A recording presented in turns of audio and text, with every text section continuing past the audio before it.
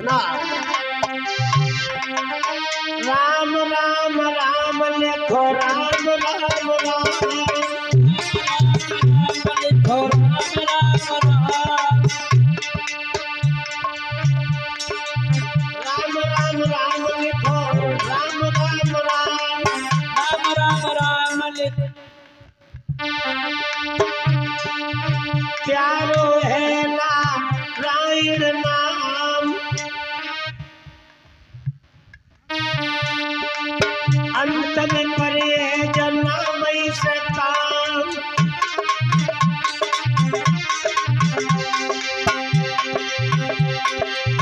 प्रहलाद लिखवा रहा है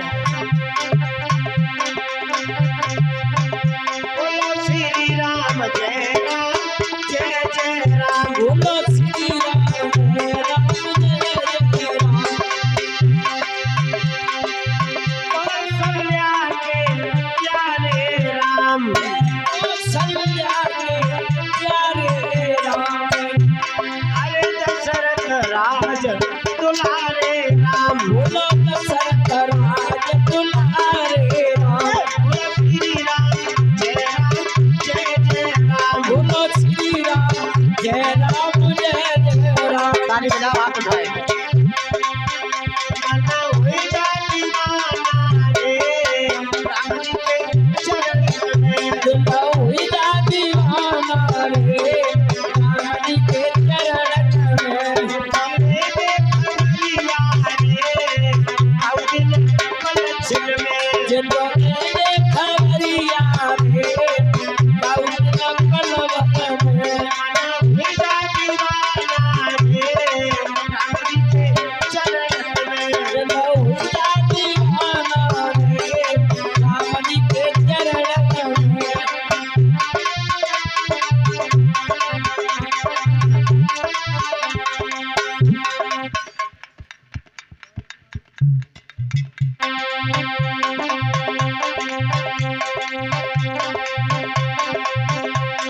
और इधर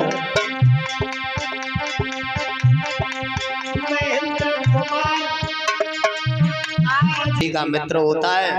भगवान को जिस भावना से प्राणी भजता है वो उसी भावना से रहता है। गुरु ने बहुत समझाया, प्रहलाद नहीं माना, कुछ डंडा भी हाथों में लगाए, लेकिन भक्त के लिए डंडा पता ही नहीं चले कब डंडा लगा। हिरण्याकश्यप के सभा में लेकर के गुरुजी ने प्रहलाद को दिया, जवाब दिया इस बच्चे को अब तुम ही पढ़ाओ। तो हिरण्याकश्यप ने प्रहलाद को उठा करके उसकी माँ कयाधु की गोदी में डाल दिया, जवाब दिया सुन रानी इस बच्चे को समझा दे, या तो दुश्मन का नाम छोड़ दे, भगवान का नाम न ले। अगर भगवान का नाम लेता है तो सूरज निकले प्रकाश न हो, ऐसे प्रकाश से सांझ भली, और जब लला से नाम न चलवे को तो पुत्रवती से बांझ भली। ऐसे बच्चे को जहर दे दे। मेरे कथा की प्रेमियों, मैया कयाधु ने प्रहलाद को समझाया। प्रहलाद कहने लगा मैया पिता ने यही तो कहा है ना जहर दे दो, तो हमें जहर दे दो, मैं मर भी जाऊंगा, क्योंकि दुनिया में जो आया वो एक बार दुनिया से गया, जाना उसी का होता है जिसका नाम लोग लेते रहे वर्षों तक, प्रशंसा गाते रहे।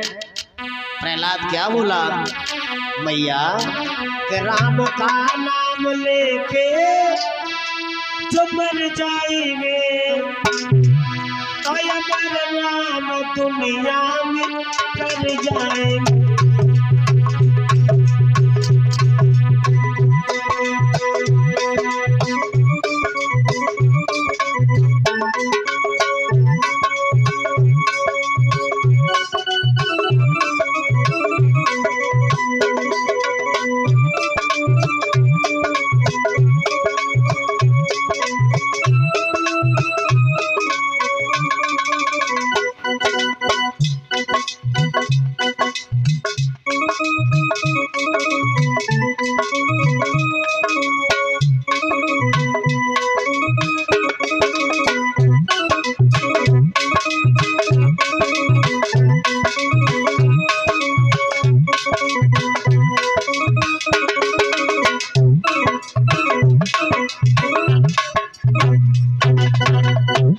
माँ राम का नाम लेके मर जाएंगे तो नाम अमर हो जाएगा, तुम हमें जहर दे दो। बाद में मैया ने जहर घोल करके प्रहलाद को दिया, और जब प्रहलाद को जहर दिया तो प्रहलाद ने उस जहर के पात्र में कटोरा में झांक करके देखा भगवान घट घट में व्यापक है। उस जहर में भगवान ने अपनी सूरत दिखाई। कैसे दिखाई, कैसे दिखाई भैया के बेटा ने प्याला हाथ लियो और सोई प्रभु ने झलक दिखाई है।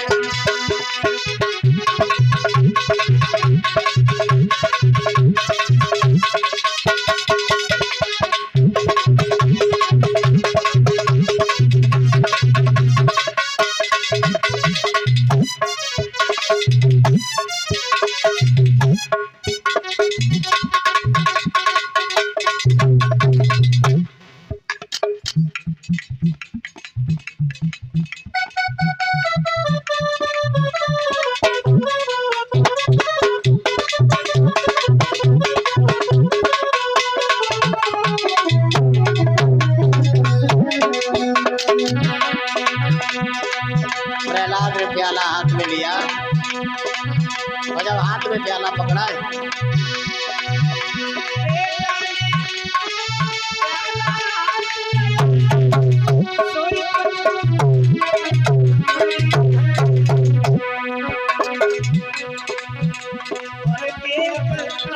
दवाई कही तुम जाओ ललाट भाई है।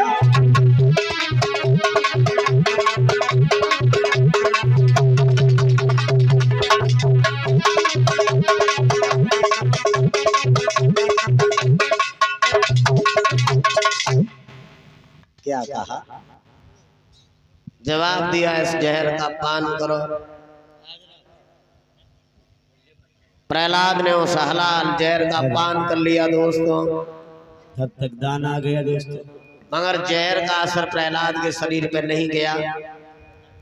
बाद में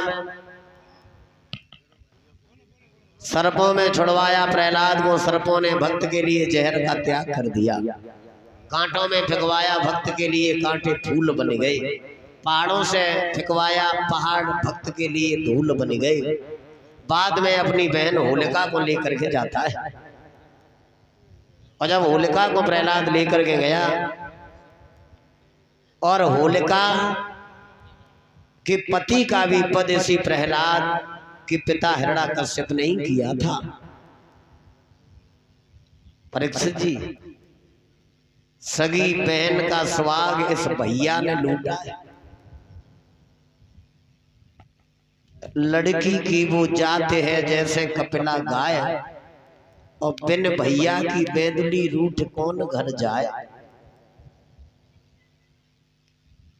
देखो, लड़की का जीवन में अगर कोई सहारा है, सेवा के लिए कोई बनाया है, तो वो माँ का जाया भाई। जितना सुरक्षित अपने आप को भैया के साथ में बहन करती है, उतना सुरक्षित पति के साथ नहीं। और जिस बहन का भैया भी दुश्मन बन जाए, फिर उस बहन का इस दुनिया में कहीं ठौर और ठिकाना। एक कथा में बैठी हूँ बहनों,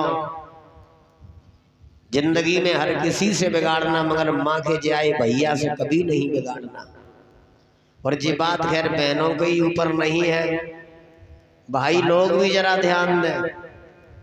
जिंदगी में हर किसी को सताना, मगर बहन को कभी नहीं सताना, धोखा नहीं देना बहन को। आज कलयुग में अनेक कुत्तों ने बहनों को छल लिया, बहनों का धन हड़प लिया।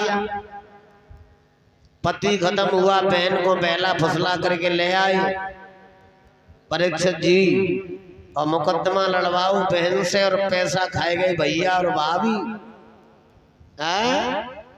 और उसी बहन के पास जब कुछ नहीं रहा तो उसे ताई ने मार मार करके परेशान किया। वो बहनें दुनिया में आत्महत्या करके मर गई। ऐसे लोगों को जिंदगी में कभी प्रभु की भक्ति, भगवान की कृपा कभी प्राप्त होने वाली नहीं है। बहन जिंदगी में किस्मत वालों को मिलती है। ये होलिका जो थी ये हिरण्यकश्यप की बहन है और ये शीतला मैया की बहुत बड़ी पुजारिन थी होलिका। एक दिन शीतला मैया की पूजा करके जा रही थी कि विप्रचित नाम के राक्षस ने इसे रोक दिया और राक्षस ने जवाब दिया, तेरा नाम क्या है? नाम बताया। राक्षस कहने लगा कि होलिका मैं तुझसे शादी करना चाहता हूँ। होलिका मुस्कुरा करके बोली, हमें लगता है तू डबल उल्लू है, तू हमें देख करके सुंदरता पे मुग्ध होके हमसे कह रहा शादी करना चाहता हूँ। हमारा भैया है हिरण्यकश्यप। विप्रचित कहने लगा, तो तेरा भैया हिरण्यकश्यप का बलवान है, भैया के लिए घमंड भरी बात क्यों कर रही है? तो होलिका से एक भूल हो गई। होलिका ने विप्रचित को जवाब दिया, मैं शादी तो तुमसे कर लूंगी मगर एक शर्त है हमारी। बोलो शर्त क्या है? तो राक्षस से होलिका ने जवाब दिया, शर्त ये है, मेरा भैया है ना, मेरे भैया हिरण्यकश्यप को जो लड़के दादा हरे हैं, युद्ध में मेरे भैया को पराजित जो कर देगा उसी के साथ में ये होलिका विवाह करेगी।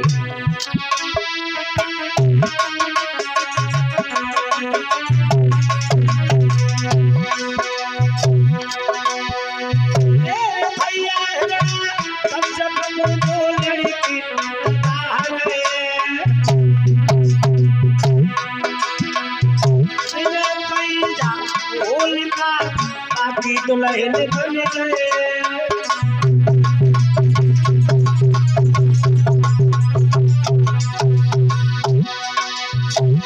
नतीजा ये हुआ, हिरण्यकश्यप को बुलाया गया। अखाड़े में हिरण्यकश्यप आया, विप्रचित से झगड़ा हुआ, नतीजा कुछ उल्टा हो गया।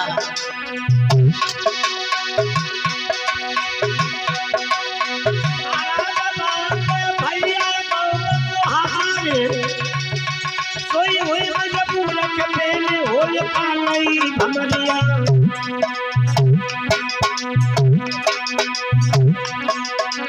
दुल्हन बन के पहले होलिका ससुरे में आई है।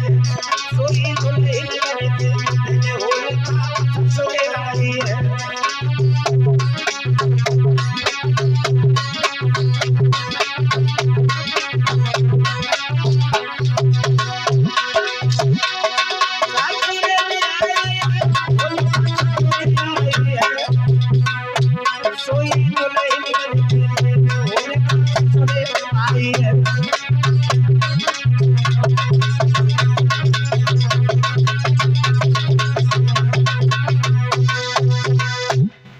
दुल्हन बन के होलिका जब आगे बढ़ी,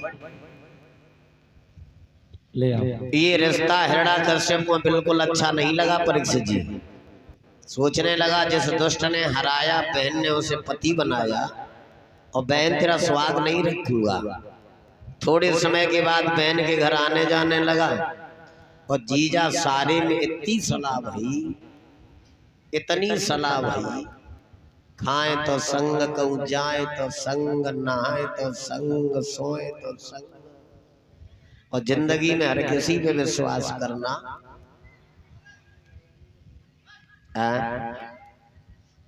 सालों पर ज्यादा विश्वास करके हर समय साथ रहना खतरा से खाली नहीं है। आधी रात के समय हिरण्यकश्यप और विप्रचित गहरी नींद में सो रहे हैं। रात में हिरण्यकश्यप उठ के बैठ गया। आधी रात के समय सोई बीती आधी रात रे, और बेनोई को शीश उतारो।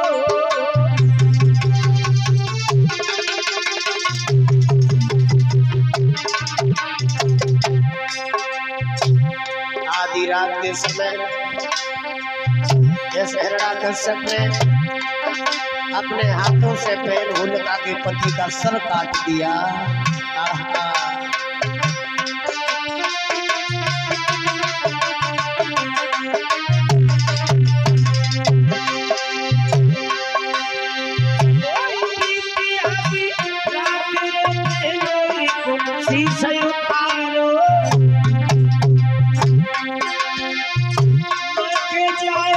भैया ने बहना को स्वागत मारो।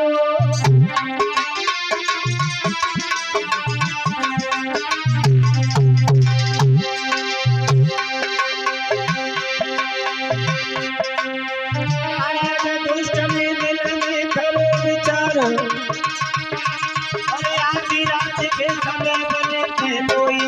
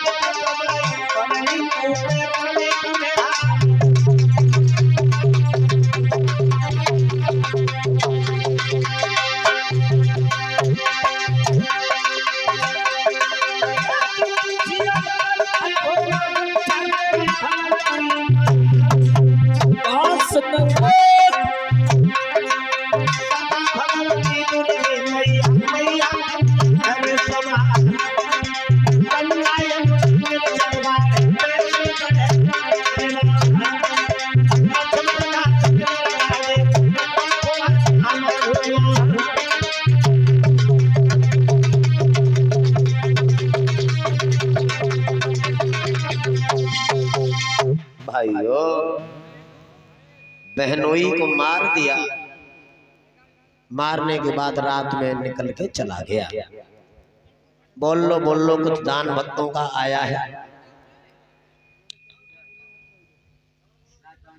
अरे इधर हमें ला, तुमने बोला तो उसको कहिए मैंने पढ़ो पढ़ो पढ़ी। प्रहलाद ने जवाब दिया, हुआ एक बात तुम्हें मालूम नहीं है,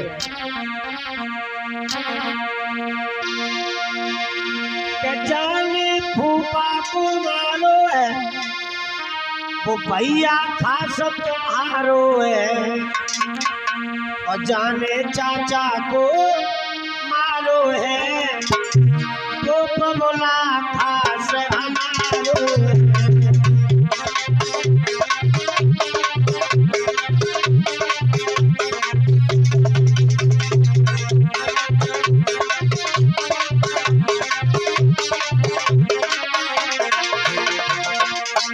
कहने लगा, हुआ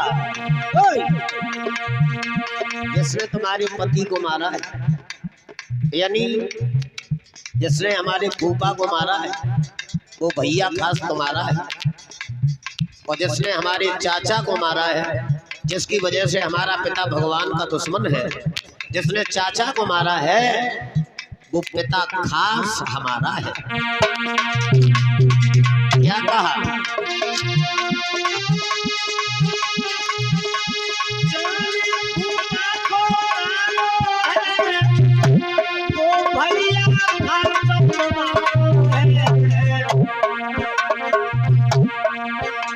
जाने चाचा को मारो है, बबला खास हमारो है।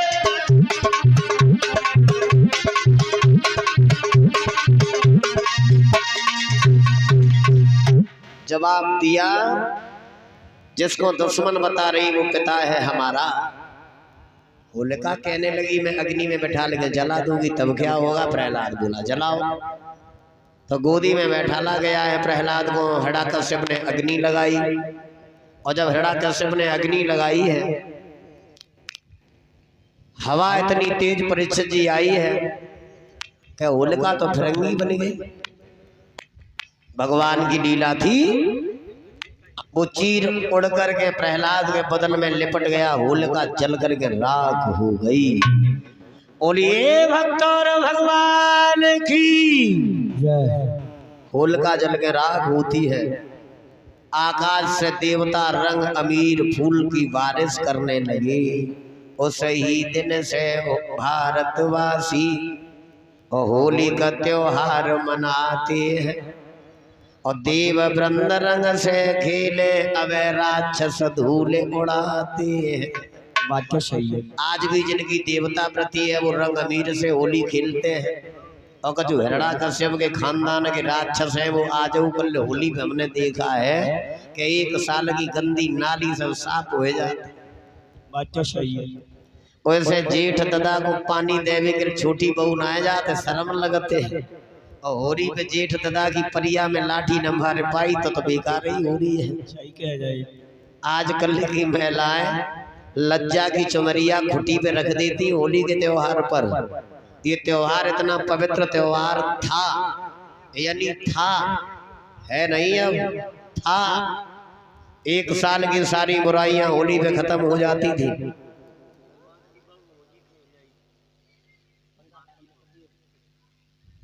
एक साल की सारी बुराइयां होली पे खत्म हो जाती थी। एक दूसरे के घर पे मीठे भोग लगाते थे हमारे बुजुर्ग लोग। और अब होली बदल गई गोली में। अब 1 साल से इंतजार करो, जाता ला दिल्ली रहो चाहे बम्बई रहो, होली पे जरूर रहो। परीक्षित जी, अब होली का त्योहार जब आता है तो परिवार और द्योजकों किसी अस्पताल की गेट पे आप बैठ जाओ, फिर देखना हॉस्पिटल में बेड खाली ना मिलता है होली। बिल्कुल सही कह रहे महाराज। कहूँ कि चांद फटी आते हैं तो कहूँ पाँव टूटो है होली के खिलवैया और जे लड़ैया। अब ये होली का त्योहार अपवित्र कर दिया समाज ने। पहले एक भी सदस्य अगर गांव का रह जाता था तब तक होलिका पे आखत नहीं डाले जाती थी। और अब तो कहू से कोई मतलब ही ना है। पे आए क्रीम पाउडर करके हाथ मोबाइल है आखत डारी हो धीरे से निकल गई। कहूँ गांव में गए सो गए। और ऐसे ऐसे लोग हैं जो परिवार के लोगों से होली पे नहीं मिलते हैं। पे एक चींटी घूम रही है। प्रहलाद सोचने लगा बाप जी वाह, भगवान चींटी का रूप बन करके यहाँ गई। आगे की तरह खम्म लाल है और चींटी जब नहीं जल रही है तो भला मेरा क्या होगा। प्रहलाद जाकर के खम्म से चिपट गया। उसी खम्म से हिरण्याकश्यप ने प्रहलाद को बंधवा दिया।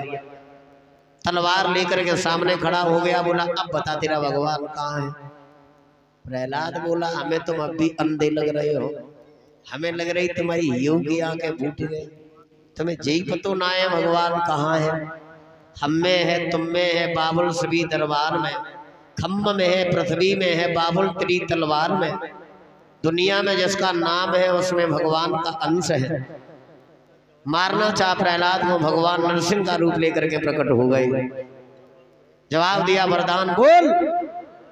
जवाब दिया प्रभु न दिन में मरे न रात में। नरसिंह भगवान ने जवाब दिया न ये दिन है न रात, ये संध्या का समय सुहाना है। काय का समय? संध्या के समय। और संध्या के समय की कुछ बातें और सुन लो। संध्या के समय घर का दरवाजा कभी बंद नहीं रखा जाता है। संध्या के समय कभी बिस्तर पर लेट के आराम नहीं किया जाता है। अगर शरीर स्वस्थ है तो, रोगी अगर कोई है तो उसकी तो मजबूरी है। संध्या काल के समय कभी भोजन नहीं किया जाता है।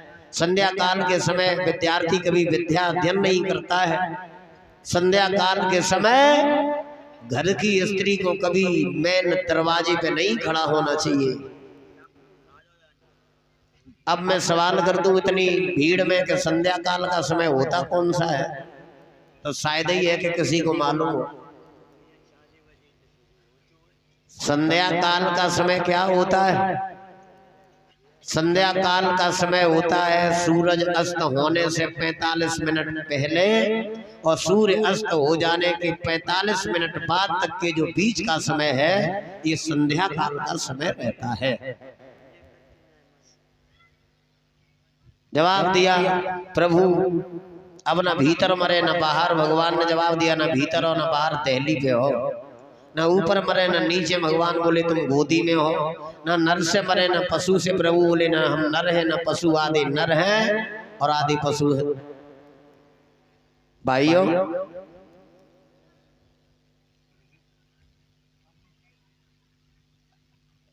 बाद में हिरण्यकश्यप ने कहा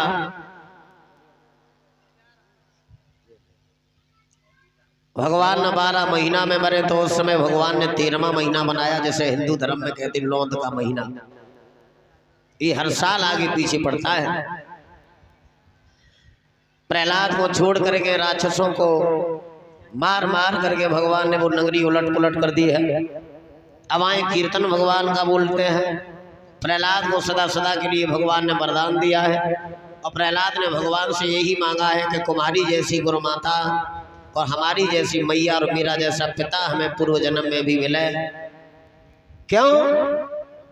अगर पिता हमें इतना कष्ट नहीं देता तो भगवान के दर्शन नहीं हो पाते। अब आओ आगे आपको राम की कथा में थोड़ी सुनाने जा रहा हूं। उससे पहले भगवान का कीर्तन बोल ले सब लोग।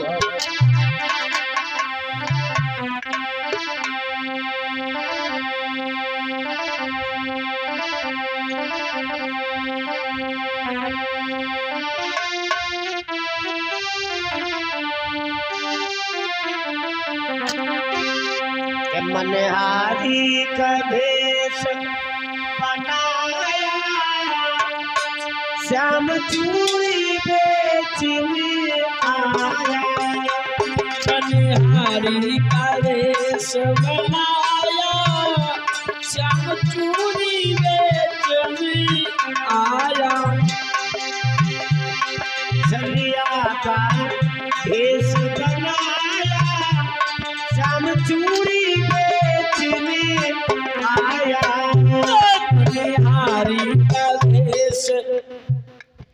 बहुत सुंदर पकड़ैया की देवी है।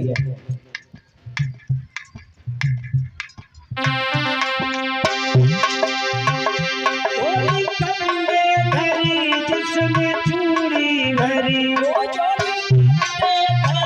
जिसमें चूड़ी भरी, कलियन में शोर मचाया। ओहो चूड़ी बेचने आया। मनहारी का भेष बनाया, श्याम चूड़ी बेचने आया।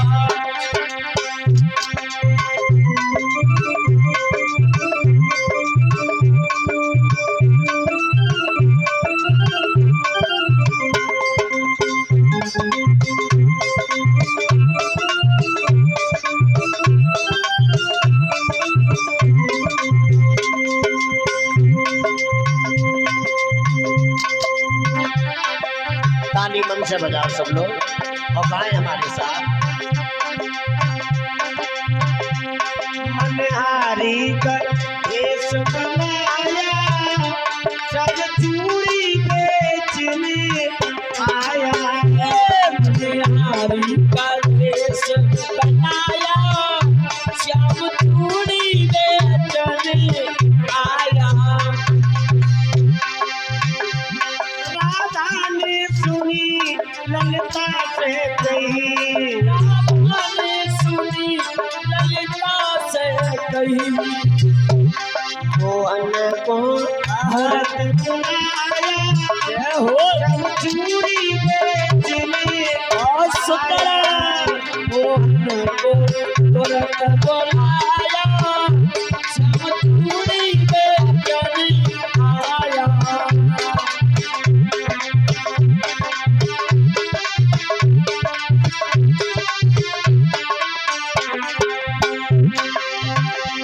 राधा आगे बढ़ी, बोलिए मनहारिन हमें चूड़ी पहनाओ।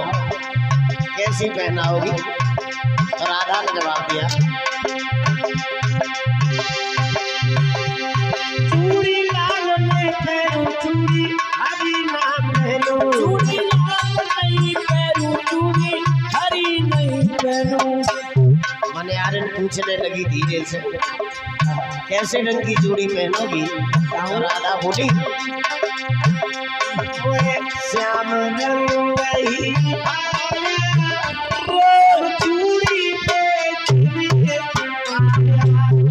मनहारी का भेष बनाया, श्याम चूड़ी बेचने आया।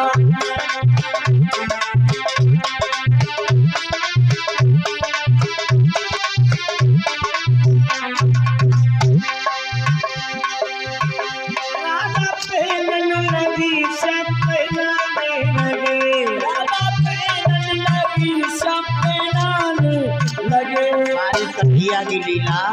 राधा ने हाथ बढ़ाया, रंग चूड़ी बेचने आया।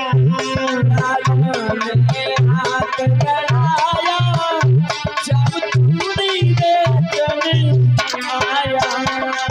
जैसे ही राधा ने हाथ बढ़ाया और कन्हैया ने राधा का हाथ जैसे ही पकड़ा, तोले हवा चली तो मनिहारिन को घूंघट उड़ेगा। और जो कन्हैया को देखा राधा बोली, राधा कहने लगी तुम छलिया बड़े, राधा कहने लगी तुम छलिया बड़े। और धीरे से हाथ छुड़ाया, जब चूड़ी बेचने आया। मनिहारी का देश बनाया, सब चूड़ी बेचने आया। मनिहारी का देश बनाया, चूड़ी बेचने आया। मनिहारी का देश बनाया, सब चूड़ी बेचने आया। अब आए थोड़ी कथा राम की बढ़ाते हैं कि राम का अवतार कब हुआ। सवाल उठता है राम का अवतार कब हुआ और क्यों हुआ। जैसे राम की कथा जो एक बार सुन लेता है